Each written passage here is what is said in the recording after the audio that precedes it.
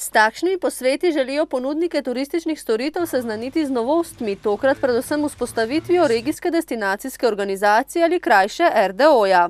Če je to en ponudnik, ki mu bomo pomagali oziroma ga spodbudili k temu, da bo začel svojo dejavnostjo, imel cilj, kaj v tej dejavnosti narediti, bom rekla tudi potem v tej dejavnosti nekaj iztržiti, konkretno mogoče celo zaposlitev, se preživeti, je že v bistvu namen naš dosežen. Med predvidenimi vsebinami, ki jih vključuje RDO, eden od udeležencev posveta Dušan Granda pogreša organizacijo turističnih produktov znotraj lokalnih skupnosti. Velika nevarnost je, da bo RDO ostal na pamfletu v bistvu realizacije projekta za velike turistične ponudnike, mali turistični ponudniki pa bodo še naprej neorganizirano svetili vsak zase po svojih kanalih in trženju.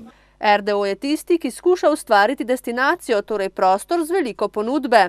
Kar pomeni, da ponudnikom bi mi morali zagotoviti neke orodja za lažjo, boljšo, učinkovitejšo prodajo, promocijo na trgu, kar pač mi v tej fazi ne moremo narediti, saj ne na hitro, ne.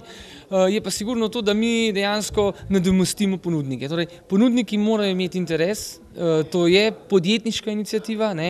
In oni so tisti, ki izrazijo željo po prodaji svojih izdelkov in storitev na trgu. RDO pa jim lahko ponudi različne možnosti predstavitve, pravi Podgoršek. Ne le v Sloveniji, ampak je ključni cilj destinacijo predstaviti na tujem.